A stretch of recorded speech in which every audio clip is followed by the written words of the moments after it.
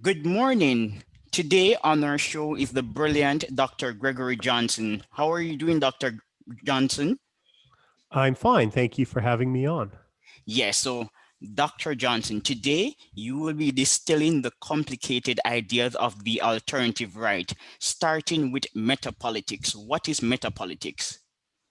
Well, metapolitics just refers to the idea that before you can have political change, there have to be certain conditions that are met in society, certain intellectual conditions primarily.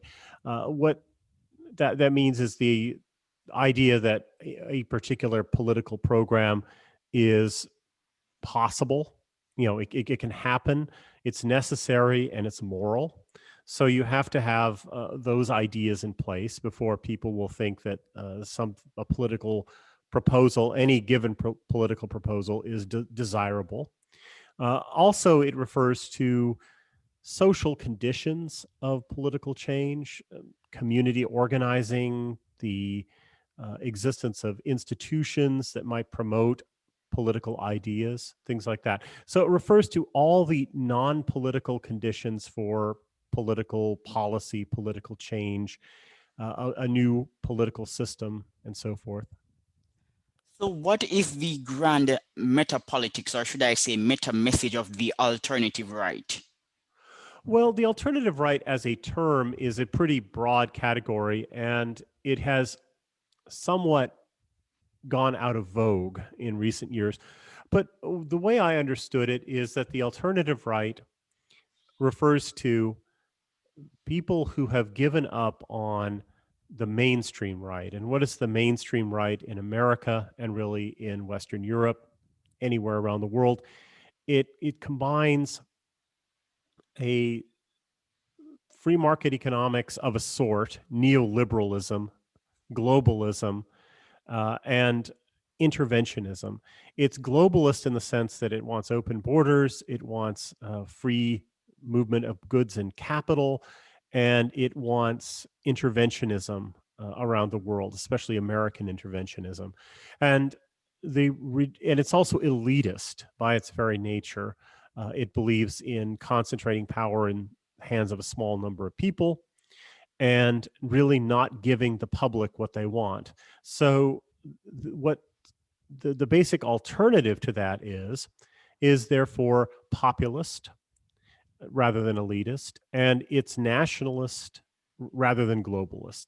So, in the 2016 election, really in 2015, in the run up to the 2016 election, the term alternative right became used for people who were uh, ardent supporters of Donald Trump because they thought he was a populist and a nationalist on both foreign policy and trade policy. And that's how the term began to be used. And there are differences within that camp, but the general thing that they agreed on was Trump, nationalism broadly understood, and populism broadly understood. And that represented a rejection of mainstream conservatism, which tends to be globalist, both in terms of foreign policy and in terms of economic and trade policies, and elitist as opposed to populist. Yes, and nationalism is not necessarily a bad trait. It's good for building social capital. And most countries at some point in history have expressed a national sentiment. So we shouldn't conflate nationalism with totalitarian ideologies. They're different. But Greg, I'm a libertarian. I believe in limited government, low taxes, free trade, and free markets. And I also like the paleo conservative movement that started in the 90s with Paul Gottfried, Pat Buchanan, and Lou Rockwell of the Mises Institute. The paleo conservative movement is closer to the older form of British liberalism. It has a strong emphasis on Judeo Christian ethics and Western culture, etc. It's also elitist and anti-egalitarian.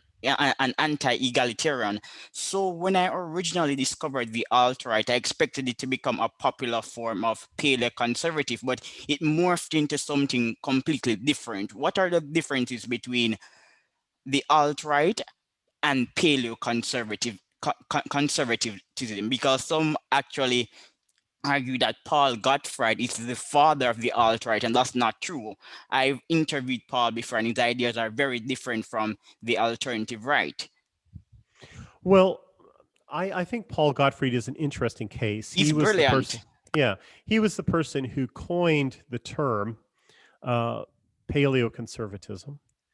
And he was also the person who coined the term alternative right, or he expressed a need for an alternative right.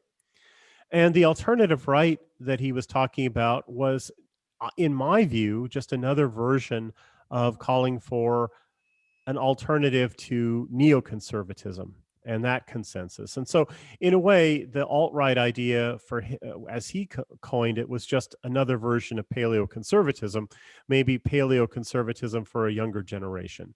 That's how I understood his use of that term. Now, that term was taken up by Richard Spencer, and it became the name of a webzine, Alternative Right, that lasted for a few years. And then that webzine basically was allowed to die. It was carried on by a couple of its associate editors for a while under the name Alt Right, and Spencer, I believe it was at the end of 2013, shut down his version of Alternative Right, and he started something called Radix, and he basically did Radix for a while. And I think it still exists in some form or another. I think it's gone on and off the web a couple of times. But it was in 2014, really early 2015. It was early 2015 that this new movement started gelling that was not connected in any way with Spencer. And it consisted of people primarily who were internet trolls, people who were on 4chan, people who were on Reddit, and so forth. A lot of people who were occupying space on Twitter and Facebook as well. But the real creative activity was going on primarily at 4chan, 8chan, and other sites like that. Those people used trolling and basically swarm techniques and things like that on social media. And they started pushing basically, first of all, they started pushing in 2014 back against Black Lives Matter. And then in 2015, when Trump threw his hat in the ring, they coalesced around Trump. Now, I was involved with one of these groups, sort of these one of these Facebook groups where a lot of these ideas were hatched and discussed. And I remember distinctly when the term alt right was being floated as a term for what it was, what this movement was, this new thing was. And some people liked it because it was a good hashtag on Twitter. And this movement was really a somewhat independent thing from what Spencer had done, his webzine. In fact, many of these people had never heard of the webzine, but they liked the term, they liked the hashtag, the short version of it, and it took off. So there really are two movements here that shared the same name. One was a webzine started by Richard Spencer based on a term by Paul Gottfried. And that really had roots in paleoconservatism. Uh, and the other movement was basically, in some ways, it was an offshoot, in some ways, an offshoot of the Ron Paul movement. A lot of people involved in the second form of the alt right, or we'll just call it alt right too, were ex libertarians who basically moved to the right and rejected libertarianism because they saw the hegemony of ultra left attitudes in the Ron Paul movement. So it's interesting. These two movements had different origins. They overlapped in some areas with their ideas and concerns, and the name alt right was picked up by this second group of people, quite independent of what it meant in the original context. Now, that's sort of an aside. So I just wanted to get that out there. Now, as for paleoconservatism, the people that I consider paleoconservatives are you mentioned Gottfried, of course. Gottfried Uh, Rockwell. Yeah, well, you see, there's an interesting distinction here because I remember when Lou Rockwell and and Murray Rothbard coined this term in the 90s, paleo libertarianism. And what that meant was that they believed in free market economics, Austrian school type libertarian economics, but they accepted a lot of the paleo conservative values and critiques of modern liberalism and leftism. And the main distinction between the paleocons and the paleo libs was about free markets and free trade. Because if you look at somebody like Sam Francis, Buchanan. for instance, or Buchanan. Sam Francis was a paleocon, definitely, and Buchanan was a paleocon, and they were actually pro-protectionist. So I think that that's an important difference there. The paleocons tended to be nationalist in terms of economics as well and believe in protectionism, and the paleo libertarians wanted to have a return to a somewhat conservative critique of basically leftist post 60s values, but they wanted to maintain sort of classical liberal policies, especially about trade. All right. So I'm a libertarian, however, I admire nationalism to an extent. For countries to survive, they need a program of life, and multiculturalism is a threat to Western civilization and its values. No country can survive when it lacks confidence in its ability to grow and develop. That's my personal view, but I'm more on the Rothbardian right.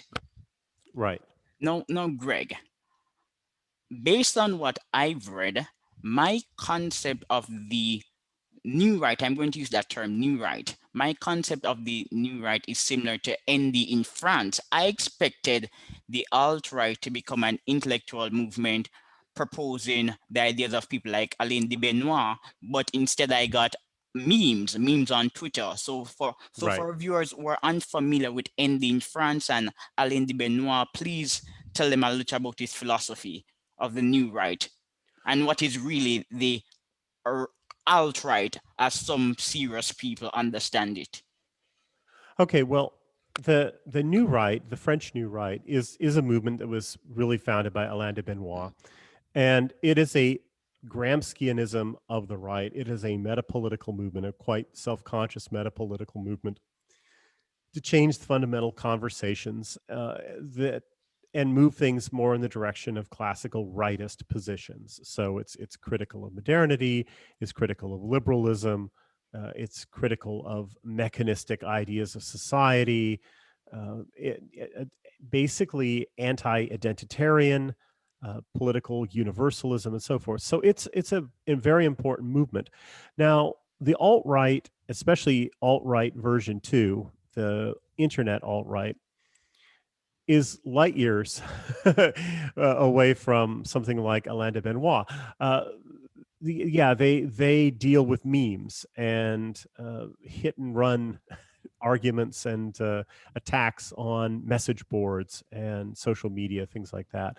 So it's a very different ethos, a very different kind of movement. One is very, very deep and very discursive. The other is somewhat shallow and somewhat ironic, somewhat hard to pin down on basic views, and really prefers the image over the article, much less the book. So they're very different intellectual styles, but they do overlap in some ways with their enemies, and in some ways with the things that they would like to pursue. So yeah, those are very different movements. I would describe myself in terms of my political philosophy as I call myself a white nationalist. My approach to political philosophy is metapolitical. I really emphasize metapolitics and the necessity of changing the cultural conversation before we can have political change. And so I would consider myself a person who takes a new rightist approach to white nationalist politics, a metapolitical approach to white nationalist politics. Now, a lot of people who were associated with the alt-right version 2, the online movement, they instinctively grasped a lot of important issues, but they don't tend to be people who are grounded in metapolitics. Let's put it that way, in political philosophy and so forth. But there is an overlap, and there is a certain fertilization there. A lot of ideas have moved from the European New Right and other metapolitical movements into the alt right. And I think the alt right has influenced the new right in some ways. It certainly influenced my approach because I have become much more. I am very impressed. Let's put it that way. I'm very impressed with the power of the two panel meme, for instance. You can get entire essays worth of political mileage out of a well constructed two panel meme. And so I do admire these people. I admire their creativity. I admire their ability to get ideas out there and change the conversation. So it's an important, it's definitely an important movement. It was a lot of fun too when it was riding high, and it rode very high from 2015 to 2016. With the Trump election, it sort of reached its absolute peak.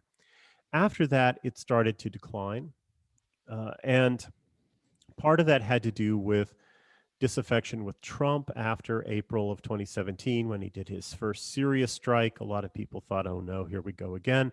We worked hard for Donald Trump, and now we're getting Hillary Clinton's foreign policy. How did this happen? Another thing that happened is that people tried to take over this movement. They tried to take a movement that was decentralized and very organic. It was very much what Hayek would describe as a Spontaneous spontaneous order. order. Yeah, exactly. There were a lot of different people, some of whom completely anonymous, many of them completely anonymous, who were interacting with one another through the medium of the internet, especially social media platforms. And by collaborating together in this decentralized way, they created interesting memes, interesting arguments. People would come up with a great argument and people would see it. It would be propagated very, very quickly. People would embellish it and improve upon it, and that would take off. People would do the same thing with memes, and the creativity of it was astonishing. It was great to get involved in that, and you could watch a whole afternoon just disappear because there'd be so much interesting activity going on Twitter or Facebook, and you'd see brilliant ideas and brilliant propaganda being formed right in front of your eyes, sometimes taking part in it in little ways. And it was always bigger than the mind of any of its participants, which is one of the traits of spontaneous orders. And then what happened in really the end of 2016 and the beginning of 2017 is Richard Spencer, who coined the at least the term alt right, alternative right for a webzine. Again, I think really the term comes from uh, a piece by Gottfried at the H.L. Mencken Society. I think it was in 2008 or 2009, I forget. Anyway, there was a call for an alternative right. Then Spencer created the alternative right webzine. Then he shut that down in 2013. It was created in 2010. It was shut down in 2013. Spencer went on with a different brand. The alt right brand hung around. It was used as a generic term for our kind of politics, for instance, by people at Countercurrents for years, from 2013 to 2015. And then it was picked up by this new movement, this online movement, and it took off and it became a big thing. At this point, Spencer came back in and basically tried to convince people that since they adopted a term that he had used for a webzine that he had started and shut down before these people, most of them were even politically conscious, that he was the natural leader of the alt right. And the fact that most of these people were anonymous and he was out there under his own face and name helped him basically with this plan of taking over this movement and claiming it was his own and claiming he was the leader. So he was very effective at this in putting himself forward as the leader and spokesman of the alt right. A lot of people didn't like this, but again, how could they complain? They were anonymous, and he was public. So anyway, what happened is once this movement started to think of itself as something that had a leader, well, then the logic of it was to basically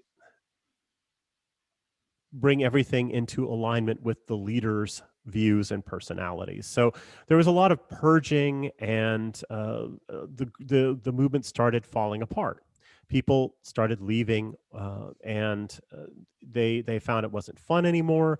It started getting lame, and eventually, the people who did continue following Spencer's model ended up in a number of embarrassing things. One was the Hailgate incident right after Trump was elected.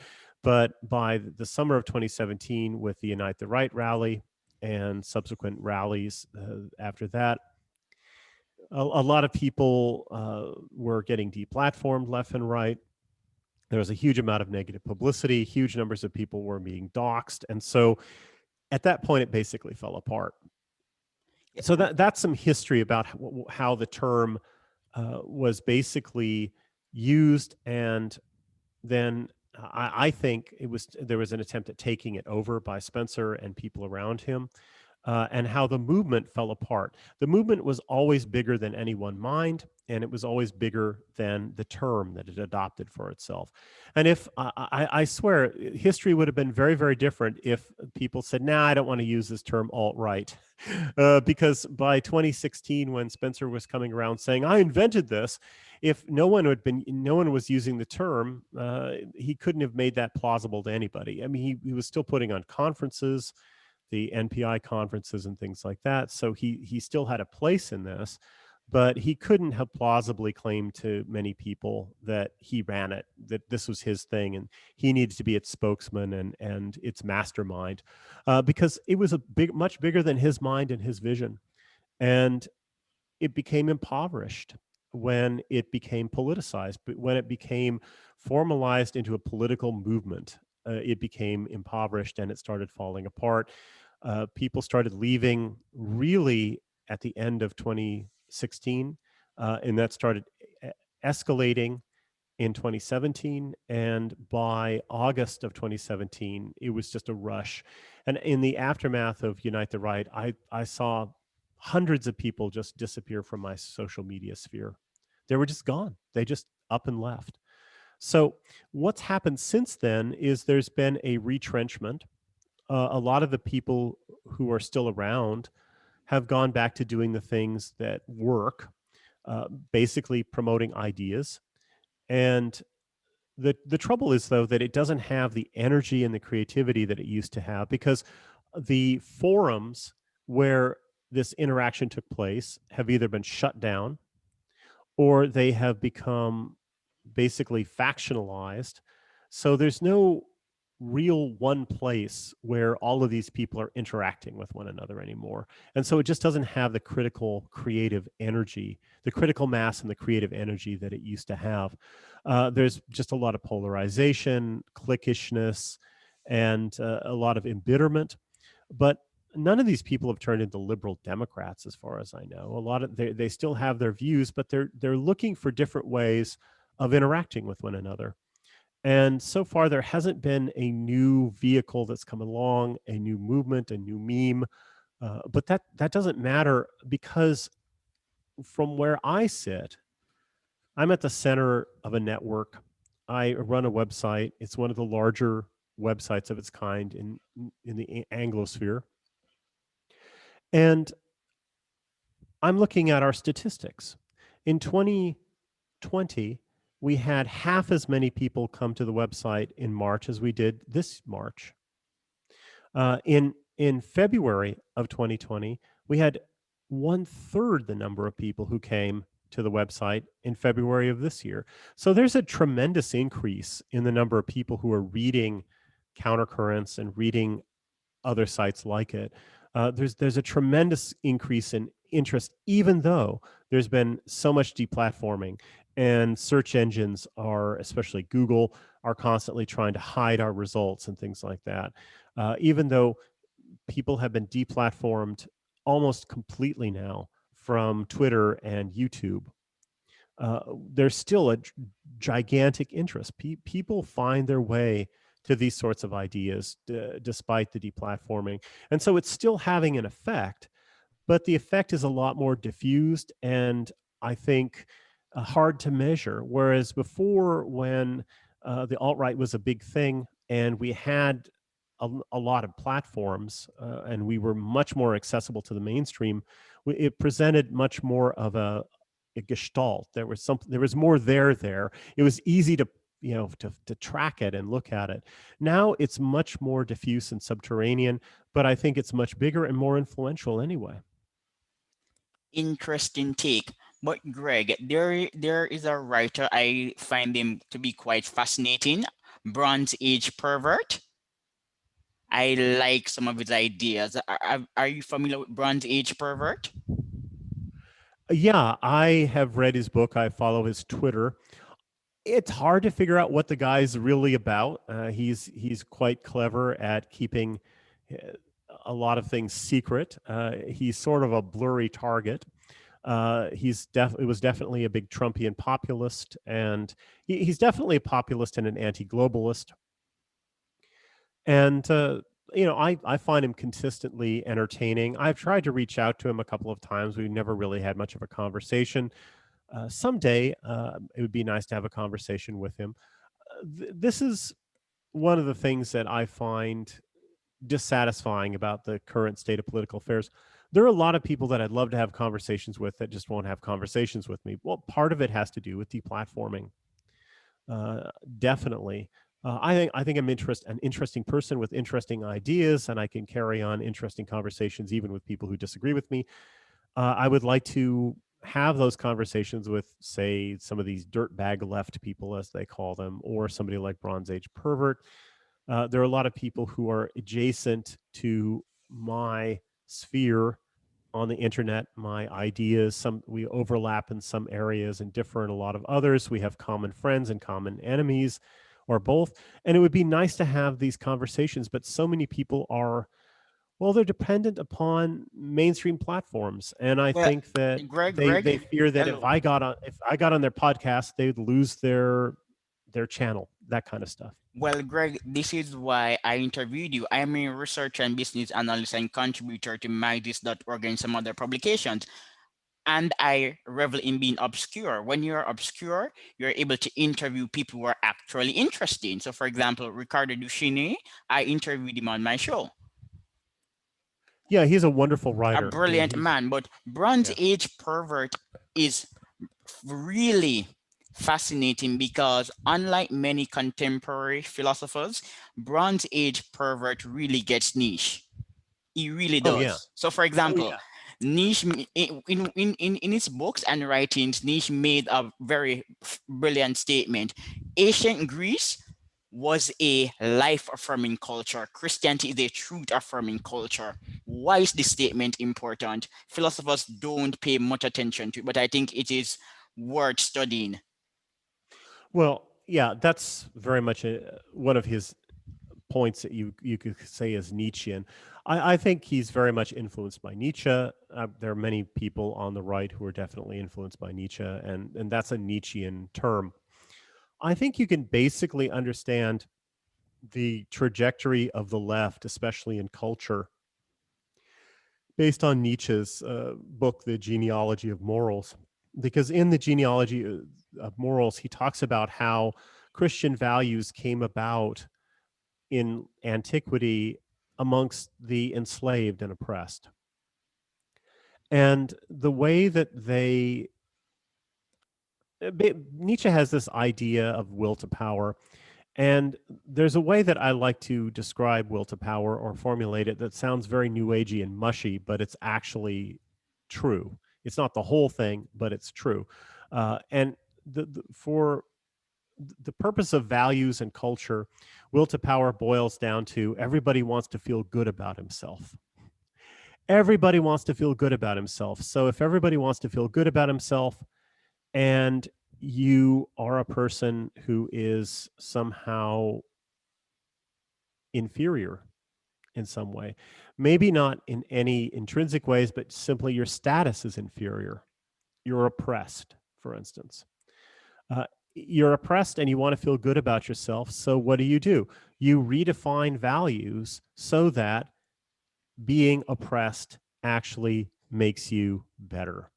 So it's the meek shall inherit the earth. It's that kind of idea, not the powerful, the meek.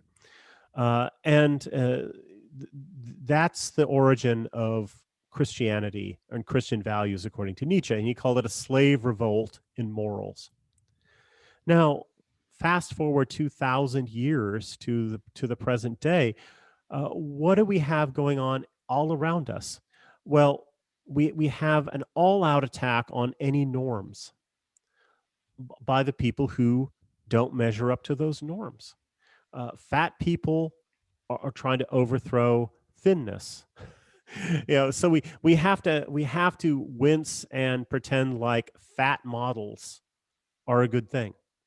That you can be beautiful in all sizes. That it doesn't. That health is relative. That anything can be beautiful. That's the same basic cultural logic.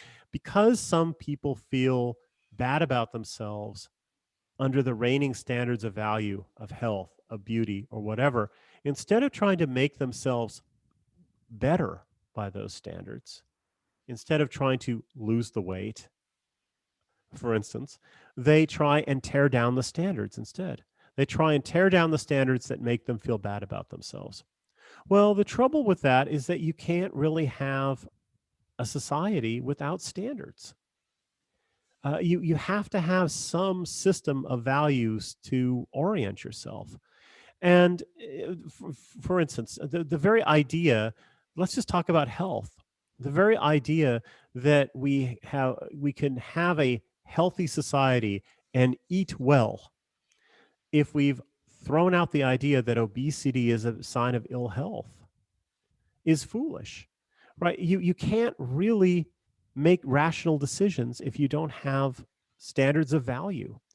And so that they're attacking those standards of value. They're attacking the values that promote health and beauty and good political order, including things like inventiveness, creativity, progress in the arts and sciences, and things like that. We're now being told that arithmetic is racist. Racist, like Yeah, science, yeah, Oregon, thanks to yeah. Oregon. Yeah, exactly. Arithmetic is racist. Well, if you don't have arithmetic, if you throw those standards out, well, you don't have science, you don't have accounting, you don't have business. You go backwards. You regress civilizationally, and this is what's going on. And so Bronze Age Pervert zeroes in on the element of Nietzsche that I think is most relevant for understanding the wholesale attack on values and the cultural revolution that's taking place today. And it's accelerated enormously. So you simply cannot have any standards at all because some people will feel bad by those standards. Now, what's the alternative to that? Well, Nietzsche himself, in his book, The Gay Science, he talks about modern liberalism. He could see it coming in the 19th century. And he said that there's a place where he says that everybody knows that there are exceptions to norms. Today, we would say that traits are distributed on bell curves, right? That there's the normal, and then there's the excessive and the subnormal, or the tails of the bell curve. And there's the norm. There's the norm of health, and then there are people who stray from the norms of health. And societies can get along with outliers. Societies can integrate outliers. Societies can make something with outliers to the norms without overthrowing the norms. If you believe that there are certain norms, that doesn't mean that you can't be somewhat tolerant of the fact that some people stray from it, right? Uh, yes, health should require not being obese, but we all recognize that there's some people with big bones or whatever who are a little chunky. Uh, we can maintain the norm of health and still say, well, so and so, poor thing. She's just big boned, and you just get along with it. People are able to do that. We can have rules, we can have norms, and we can have exceptions. Everything is overturned, though, when the exception tries to make itself the rule. And that's really what's happened with modern liberalism. And Nietzsche puts it in almost those words. We can have norms, we can have exceptions, but the trouble today is when the exception becomes the rule, when the exception wants to rule, when the outlier wants to be the insider. And how does the outsider become the insider? By basically abolishing any distinction between outside and inside, between up and down. And that's how we get to this modern free for all of nihilism and declining standards in every possible area of culture.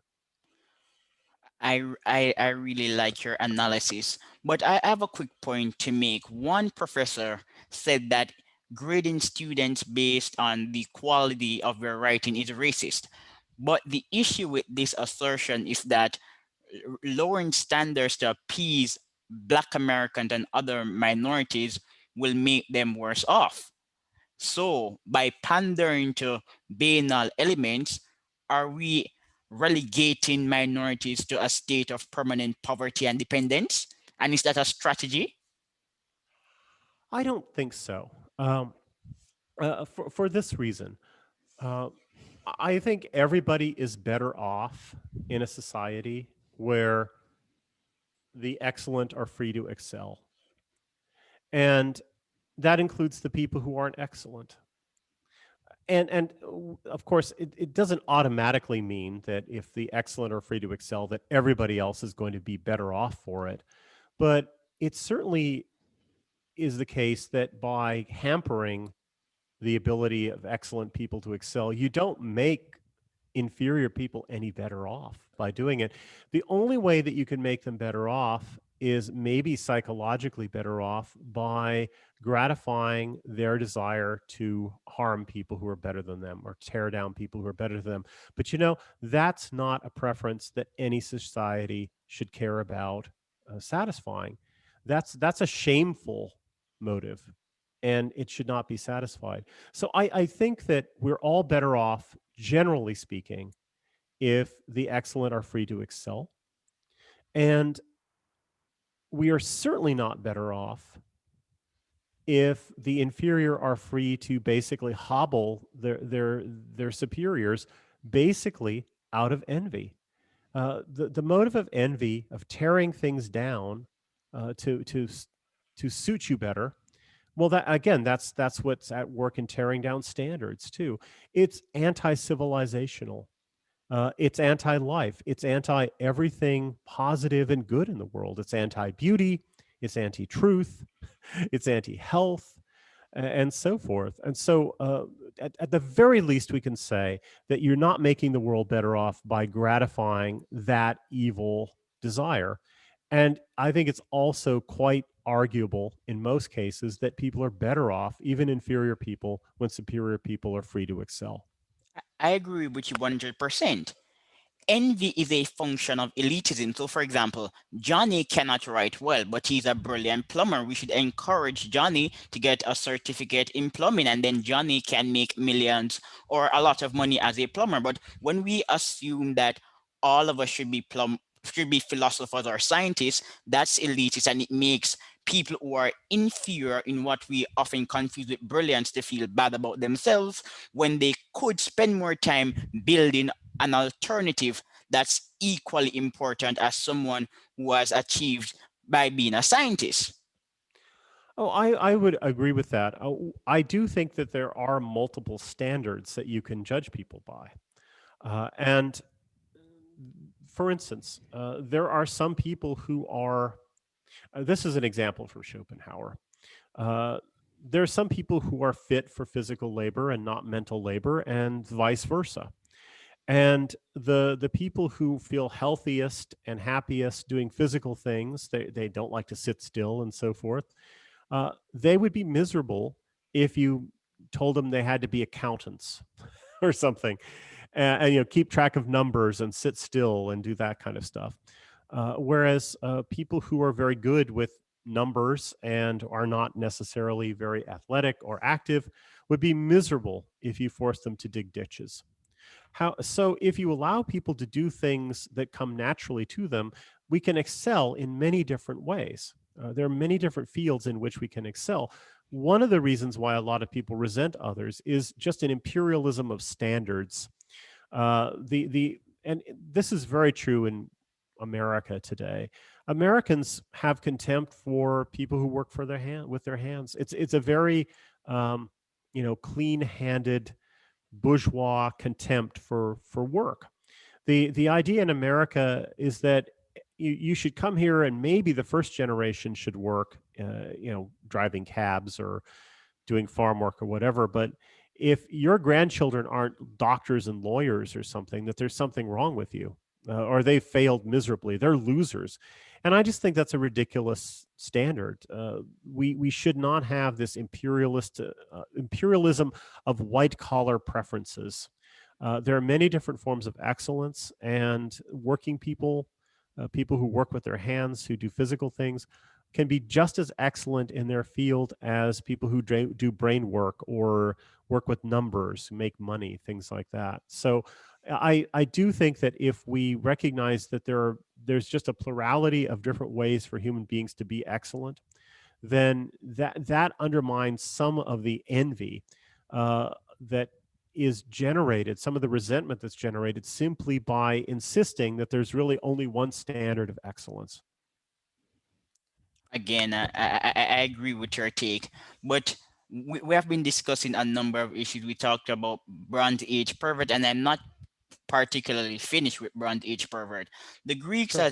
as you know, valued beauty, truth, masculinity, etc.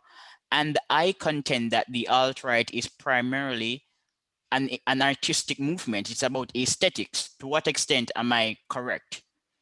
I think there's a lot to it that's motivated by aesthetics, definitely. So yeah, I think that's a reasonable view. This is why the meme is so important. The image is very important, and of course, some of these memes can be very ugly and crude, but I still think aesthetics is one of the driving forces here. It's a reaction against the militant ugliness in culture, for one thing. Okay. And what is the conflict between vitalism, because Bap and his followers use that word a lot, and Christianity, especially when we discuss self restraint? So, for example, reason must moderate passion, but brilliant people tend to be impulsive. So, so is Christianity to an extent restricting innovation and the ideologies of brilliant people? Self restraint is important, but it should also be moderated. Yeah, everything in moderation, including moderation itself, perhaps. I do think that there is some extent to which, how to put it, we have to recognize that creative people are outliers in more than one area. Generally, they're outliers in terms of creativity, obviously, but they can oftentimes be outliers in the sense that they can be more impulsive. They keep stranger hours and things like that. I do think there's some truth to that. So again, if we have a recognition though that there's just a plurality of different ways that people can flourish, we can be somewhat tolerant of that, and yet we don't have to overthrow all standards to be tolerant. I guess that's one way of putting this issue. Uh, do we have to overthrow standards to be tolerant, or can we recognize that if there are norms, there inevitably will be exceptions. There inevitably will be hierarchies where you grade people according to how well they match the norm or not. Uh, and you don't get too bent out of shape because not everybody's perfect. If you're really an elitist, you recognize that you can have high standards of perfection and you can maintain those standards only by recognizing that most people aren't going to live up to them. So I think, in a way, being elitist and absolutist about standards requires that you be somewhat tolerant of the fact that not everybody's perfect. Okay. Now back to the new right. That's the term I will be using to describe the alt right because I'm more interested in the philosophical alt right, not the alt right of Twitter. Is the new right a reactionary movement? Yes and no. I think it's reactionary in the sense that, obviously, in the most basic sense, it's reacting against what's called progress. So, just by the way that progressives view everything, right? It's them, they represent progress. The people who reject them are reactionaries. And on the right, yeah, we're definitely reactionary. We're definitely on the right. That doesn't mean, though, that we are merely reactionary, that we define what we believe solely as a negation of what they believe. I think that's a danger. And it's tempting to basically say that no matter what Hillary Clinton says, you just take the opposite, and that's probably true. Uh, it might be a good guide to life. Just everything that Hillary Clinton says is wrong might be a pretty good guide to life, but it's really not the best way of zeroing in on the right way forward. We can have independent ideas of what's good and true without simply negating the ideas of our enemies. So we have an independent access to what's good and true. We don't need to simply react, and I do think that that's an important thing to emphasize. All right. The new right is also interested in science, reason, philosophy, and secularism. So I consider to be a modern program. Could you tell us a little more about the proposal of Alain de Benoit? Some of Well, his proposal and ideas on modernity and technology, etc. etc. it's a good question about what is our relationship to modernity. Uh, there are a lot of people who would just like to basically reject modernity. I think they have a somewhat, how to put it, uh, I would say they have a unnuanced view of modernity. We don't want to completely reject modernity. There are lots and lots of ideas that are associated, for instance, with the Enlightenment that are wonderful. And but we have people who make very broad brush claims about the Enlightenment. Oh, we reject the Enlightenment or whatever. It's like, no, not really. That's a little excessive. I don't reject a lot of things about the Enlightenment. So I do think we should be nuanced. Let's just put it that way about certain things in modern thought that we reject and other things that we embrace. So uh, I do not think it would be wonderful to go back to the time when, say, the Catholic Church could execute you for heresy. That doesn't sound like a good thing to me. So yeah, I'm very much a critical modernist, I guess. But guess what? Being critical is one of the essential traits of modernity. Not accepting things without an argument, uh, being rational. That is modernity, and you can say that modern philosophy has two waves. First, there is the early form of modernity, which is basically applying critical reason to the external world, going out there and using it for understanding science and technology, understanding nature, building science, building technology, also criticizing institutions that don't seem to make any sense, and so forth. Uh, Improving things like freedom of speech, because what rationality means nothing if you can't actually articulate the truth, if you're not free to speak the truth, so on and so forth. Those are important things, and that's the first wave of modern rationalism, which is externally directed. But for rationality to be truly rational, it has to be able to turn back on itself and look at itself and maybe decide that, wow, it has its limits too. And therefore, the second phase of rationality is self critical and self reflective. And that's really what you get with, say, I think the modernity of somebody like Rousseau and Kant and Hegel. It's critical rationality. And I think that in that sense, the new right, as I understand it, is a kind of radicalization of one form of modernity, which is critical reason, but it's critical reason applied to itself and coming to recognize that it has limits too, and that sometimes it's better to be guided by tradition or practices than ideas that have been, excogitated last week by some theorist. So I'm very much a critical rationalist. I'm not an uncritical rationalist. And I think somebody like Ricardo Duchesne is wonderful about this because he says to people, wait a second here, slow down a minute. Uh, a lot of this critique of the Enlightenment and rationality is rather indiscriminate, it's rather broad brush. And if you actually look at the Enlightenment carefully, a lot of traits that we admire are Enlightenment things. A lot of things that we take for granted are Enlightenment things.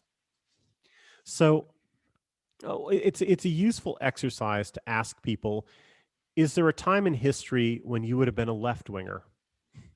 And I would have been on the left in the late 18th century. Because what did the left stand for in the late 18th century? Things like due process, habeas corpus, freedom of speech. In the 19th century, that was the left too. And nationalism was also the left in the 19th century. Uh, I would have stood for secularism against established churches and things like that in the 18th and 19th century. And those are a lot of traits of the Enlightenment that people today who are sort of critical of the Enlightenment, sometimes hastily, overly critical of the Enlightenment, they just take for granted. You ask them, so do you want to go back to a time when the church could throw you in jail for heresy? They'd say, oh, no, of course not. Well, then you believe in a significant portion of the Enlightenment project. So I think we have to just get real about this. Sometimes people want to smuggle in a lot of stuff that is, I think, indefensible because, hey, it's all a reaction against modernity, right? All right. Christianity built the legal system of the West. People like Randall Collins argue that Christianity played a role in creating Western capitalism. Monks were brilliant innovators. I am a Christian. I subscribe to Judeo Christian ethics and the philosophy of Christianity. But the new right is critical of Christianity, overly critical. Are these criticisms justified? Uh, are The the new new right's criticism of Christianity as a regressive movement, is it justified? Because I submit that Christianity is actually very revolutionary. Saint Ambrose encouraged men to love their wives and treat them as their equal partner in marriage. So I think that Christianity is actually a revolutionary movement interested in uprooting old values. But then I'm a Christian, so my position is a bit skewed. However, I've recognized that in the movement, Christianity is often viewed with disdain. Yeah, let's just put it this way: there's a healthy atmosphere of debate, and sometimes an unhealthy atmosphere of debate between people who are critical of Christianity and people who defend it. I think our movement is big enough to contain debates like that and needs to become mature enough to contain debates like that without falling apart. So I've been very critical of people who are sectarian in the sense that they want to say that the only way to do this is by being a Christian or by being a pagan or being a vegetarian or drinking tea or loving cats or whatever. You can really break this down, right? Okay, uh, Christian or pagan, cat or dog, coffee or tea. And if you insist on these little sectarian distinctions, eventually you will basically fragment this movement down to two or three people who are at war with people who generally agree with them, and of course you never get anywhere. So my basic counsel is that we shouldn't avoid these debates, but we should always try and keep in mind that we have common political goals that we can arrive at by different paths, and that we can be collegial and have debates about these sorts of issues without falling out with one another. And therefore, we can cooperate on important political issues. So I am very, very focused around political goals. I recognize there are meta-political conditions for attaining political goals. I also recognize that people arrive at those political conclusions through a variety of different belief systems. And I think that the most practical thing to do, therefore, is to figure out a way that you can work together for common political goals with people who have different sets of ultimate political or philosophical or religious axioms. As long as you're aiming at the same thing and you're mature and you can develop a collegial ethos. And what does collegiality mean? Well, it's a form of association that is based on common goals and that allows for differences of opinion uh, within the context of pursuing common goals. I think that's a very important form of social organization. It's a very important ethos. It works in a lot of great institutions, the College of Cardinals, right? Uh, Academia, when it works well, has an ethos of collegiality. So you can have differences of opinion, and yet you can work together for the common good of the institution, which is to educate. So I do think our movement should aim for that kind of collegial ethos. Thanks. Would you describe the alt-right as a pagan movement or a movement in or a movement with pagan roots? I would call it a movement with pagan pagans in it. I'd call it a movement with pagans, not necessarily a movement with pagan roots, although some of the people who believe in paganism would argue that its roots are necessarily pagan. There are people who are Christians who would argue that its roots are necessarily Christian. I would argue that it has many different roots, and that we can we can argue about these things later or along the way, but still maintain a working relationship in the political realm.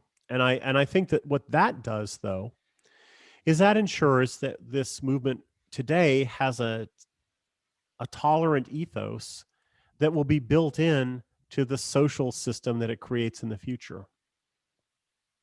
Okay. And so that I think is a good thing. I do think tolerance is a very good thing. I want religious tolerance in whatever form of society that we create. And if that's built right into the movement today, it seems pretty much guaranteed that it will be part of whatever eventuates from that movement.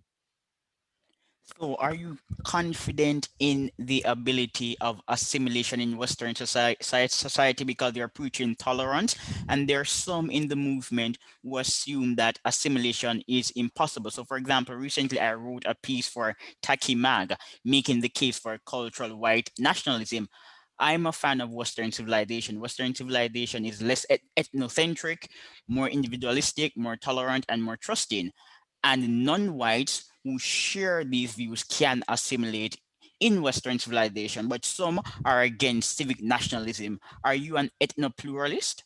What are your thoughts on civic nationalism and its relation to the movement? And by movement, I'm referring to white nationalism. Excuse me. Well, white nationalism is a form of ethnic nationalism, and civic nationalism is an attempt to come with up with some kind of definition of national identity that's not based on ethnicity. Now, I have a third position, I guess, that I recommend as an interim position, and that's what I call 90% white nationalism. And basically, it's something like this. There are very large numbers of white Americans today who have been polled who are in agreement that it would be desirable and necessary and moral for whites to organize for their collective political interests. They're not ready to say that the end game should be a separate white only nation, an ethno state. but they are definitely willing to take the white side in ethnic political conflicts now. And I think that those people need somebody to address them, and they need something to do. And it would be nice if we had a political program in place that would actually mobilize those people to take their own side in ethnic politics today. That would be a form of white identity politics that's not necessarily white nationalist. Well, if it's not white nationalist, then what is it? Well, they're committed on some level to being in a multicultural or multiracial society. If they're not for the ethnostate, they're for some form of multiculturalism or multiracialism. However, if they take their side, their ethnic group side in these struggles, and if they recognize that America is a normatively white society that was founded by Europeans, its institutions are European, its norms are European, in other words, then they would have to work to defend the normative whiteness of American society, even if it might have a non-white population. And they would also want to address the demographic decline of whites, because if you are concerned with your group, you don't want it to be declining demographically, especially in a democracy, because that's how you lose political power and cultural influence. And since it was white Americans' countries, it was our country to begin with. We built it. It's our system. Uh, we don't want to lose our homeland, so we have to address our declining demographics. We want to control immigration and so forth.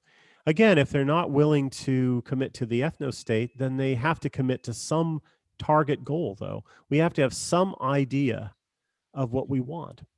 If you're going to set policies governing immigration, you should have goals. And I think that we should have an ethnic status quo 1965 goal. 1965 was when the immigration acts of the 1920s were abolished. The immigration acts of 1924, basically, and before that, were based on the ethnic status quo of 1890.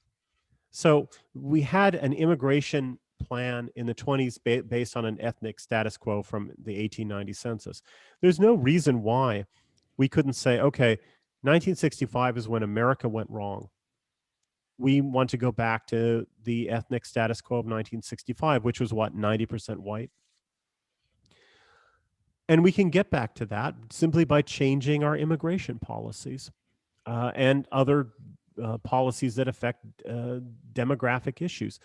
So instead of having net non-white immigration, we should aim for net non-white emigration. Uh, Instead of having family reunification, always working to reunify families from Pakistan or the Philippines in America, we should reunify them in their homelands. We should have refugees and asylum seekers returning home. We should have foreign students who stayed on going back to their homelands. And if we simply instituted policies like that and we waited, we would see a change in the demographics. We would see the halting of the demographic decline of white America. And also, if we did two other things, we maintain the normative whiteness of the society. That means white standards of behavior, white legal norms, things like that, for whites and non whites alike. And if we gave people freedom of association, especially freedom of association in places where they live and work, so that if you were so inclined, you wouldn't have to deal with anybody who's not in your ethnic group.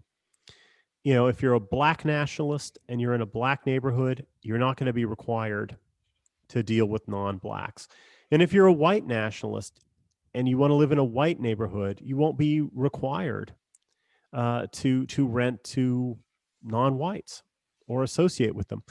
If we had freedom of association, normative whiteness, and a white majority that was willing to uphold its identity and take its own side in fights, you would basically have a society where anybody who wanted to live in a white ethno state could basically have a facsimile of that right now.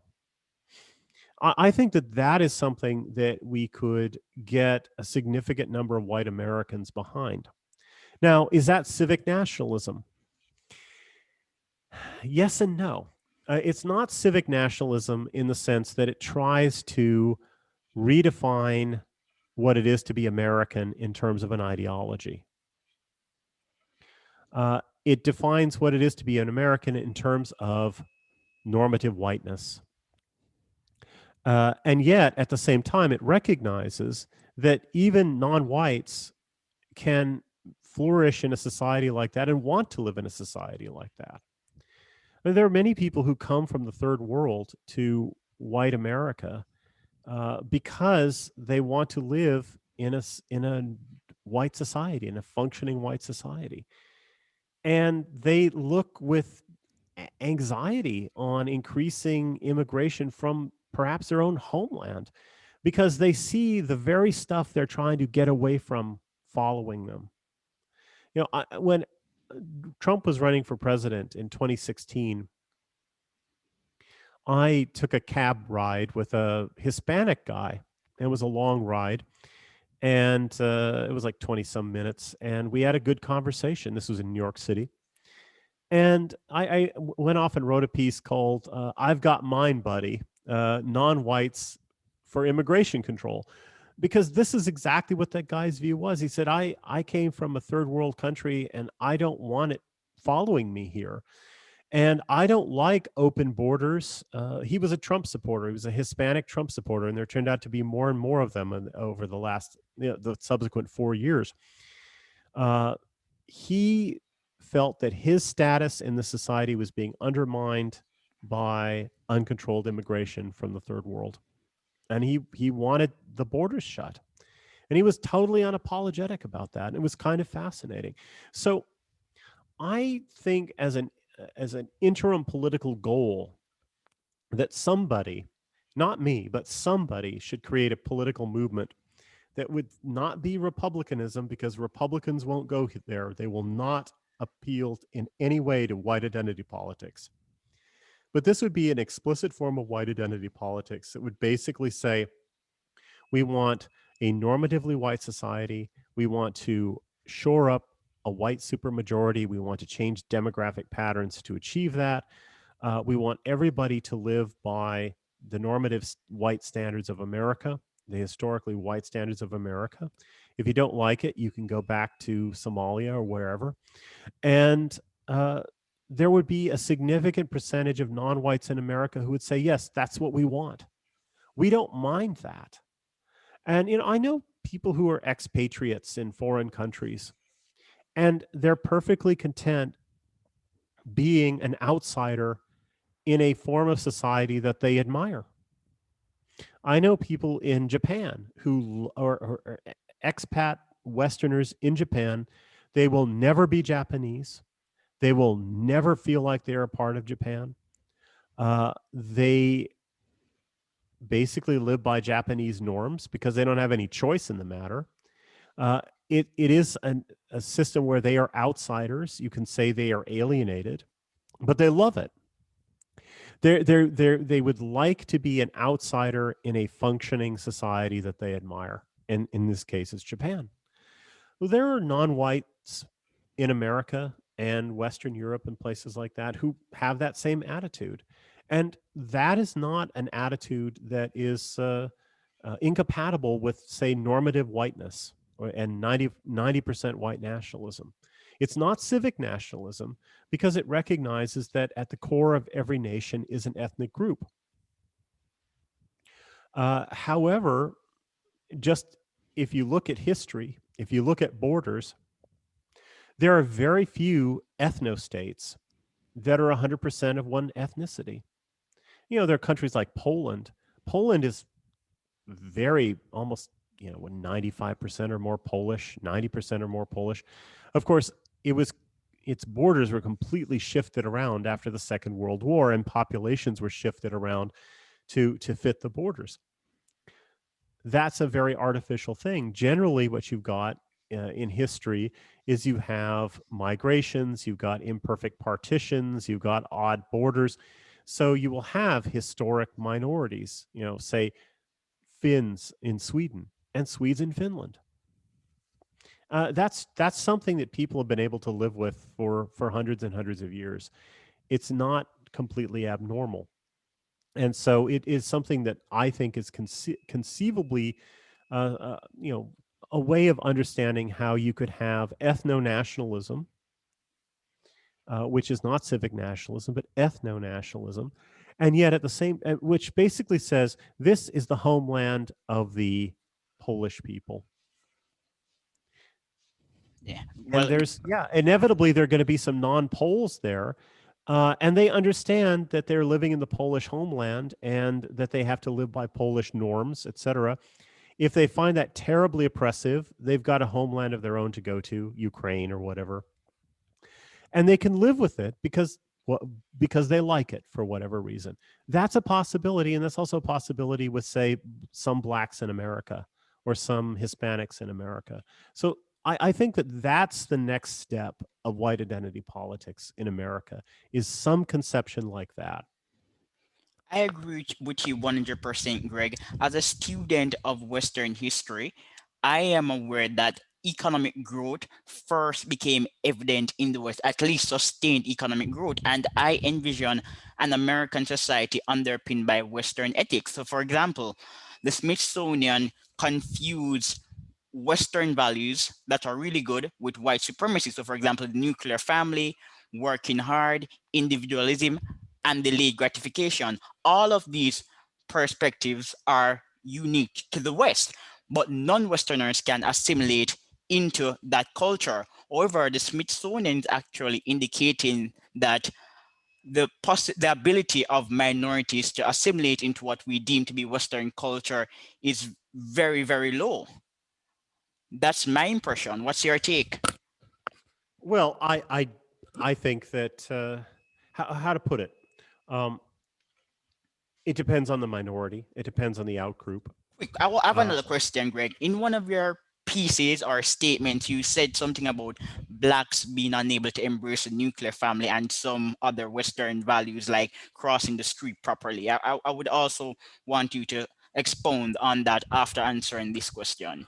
Well, sometimes I'm speaking provocatively, but yeah, I do think that blacks in America who have been there for more than 400 years are the least integrated, least well integrated minority group in America, And I and agree. I agree. they're the longest standing minority group in America. Yes, American Indians have been there, but I mean they've for much of their history, American Indians have had their own homelands and things like that, or their reservations and things like that. They've been somewhat separate. Blacks, whether as slaves or free, have been very much integrated with whites, and yet, they're the least integrated. That I think is telling, and there are different preferences, patterns of time preferences, and things like that. Issues of impulsiveness. I remember living in Atlanta and being constantly astounded by being in on one of these busy streets like Ponce de Leon or something, 4 lanes of moving traffic, and suddenly a black person bolts out, across 4 lanes of, where there's moving traffic, rather than going to the stop, down to the intersection waiting for a stoplight. And it was just shocking to me. And Anyway, so that kind of stuff is just different. And That's why a plurality of different homelands is a good thing, because if people have different patterns of living that are more suitable to them, you can't really have all of those rules, apply in the same space. You either have Western rules about crossing the street or African rules about crossing the street, but you can't have them both in the same space. So the way of solving that issue is just to have separate homelands. And the more different people are, the more the necessity of separation for them to be comfortable. Now, there are always outliers, right? In groups. And so there are going to be blacks who are very comfortable with Western or white norms. And there'll be whites who are comfortable with black norms. We call them wiggers in America, and they actually imitate blacks, right? Now, because it's so cool to be black in America today, and it's very uncool to be white. So there is because traits are distributed on bell curves and there are going to be outliers in every group, there are going to be places where the bell curves overlap, right? There are going to be blacks who are more comfortable in white society and whites who are more comfortable in black society. That's just the way it works. But you make policies based on the sort of the middle of the bell curve. And if they're really just incompatibilities, then the best way to deal with that is just to have separate societies with different norms.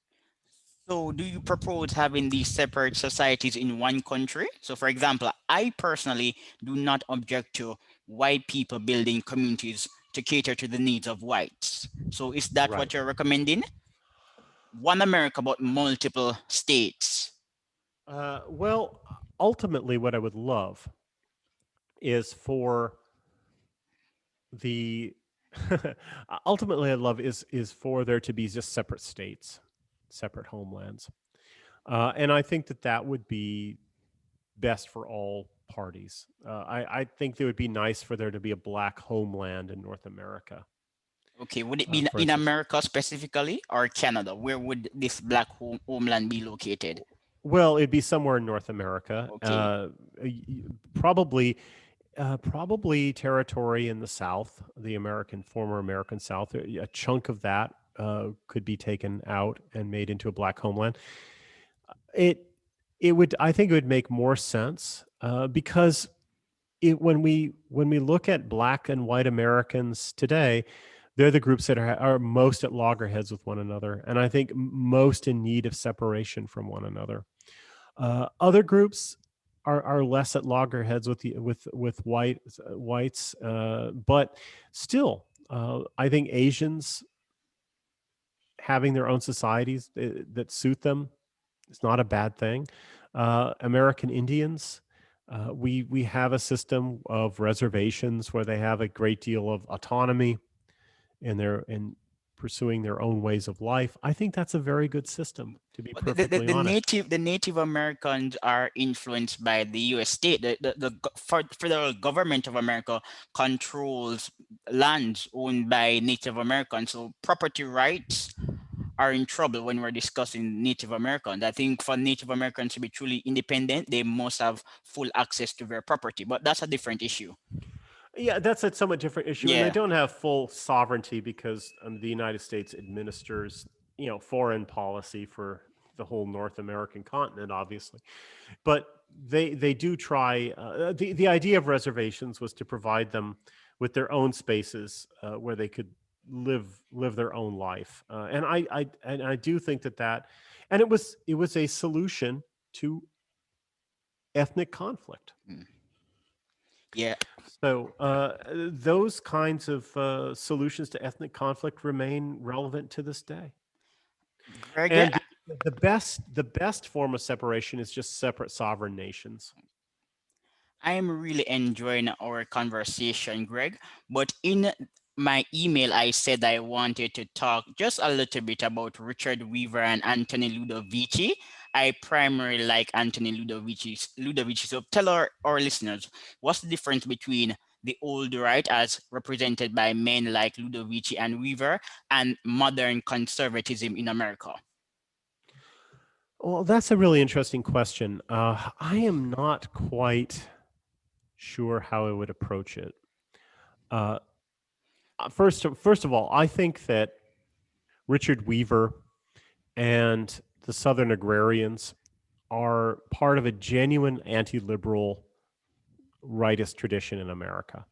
Most of what people describe as the right in America is classical liberalism. Not so with the Southern agrarians. They were less liberal I think they had roots in classical republicanism and ancient Greece and Rome, intellectually speaking, but they weren't part of the liberal tradition in political thought. And I think that they're tremendously important. And I want to have more writing at Countercurrents about Weaver and the agrarians, because I do think there's something that we can draw upon, Americans can draw upon in our own cultural tradition. Somebody like Ludovici, A genius. I love Ludovici. I'm very happy that you like him. You'll be delighted to know that I have gotten a hold of a scan of his last unpublished book. And I'm going to try and bring that out probably at the beginning of next year. It's called The English Countryside Today. And that will be the last of his unpublished works to come to light that I know of. When he died, he left 2 unpublished books behind, and instead of those being published, his heirs simply he left money to have them published, but his heirs didn't do that. They simply deposited them at the University of Edinburgh Library. And we published the first one a few years ago called Confessions of an Anti-Feminist, his autobiography. And the other one is called The English Countryside Today, and it's based on his years as a small farmer in England. So that'll come out probably early next year. But anyway, he was a polymath, an extraordinarily intelligent guy. Again, he is anti-liberal. He's not a classical liberal. He's very much influenced by Nietzsche. He's more of an aristocrat. Yeah, he was a defender of aristocracy and a defender of conservatism in that sense, not a defender of liberalism. Of course, he would defend certain things that liberals have accomplished. And I think this is an important thing to end on. I am not a liberal, but I think there are important things that liberalism has accomplished. For instance, I think that freedom and equality are great values. I just think that there are several higher values, politically speaking, than individual freedom and equality.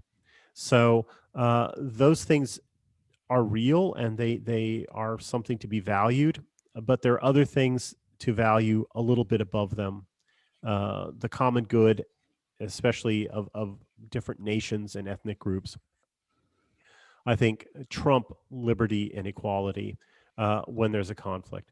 And Ludovici was very much that way. Weaver was very much that way. But most of what we call the right in America today is a form of classical liberalism. And so they want to make a cult out of liberty and equality. And they don't want to admit that there are higher values than that. Yeah.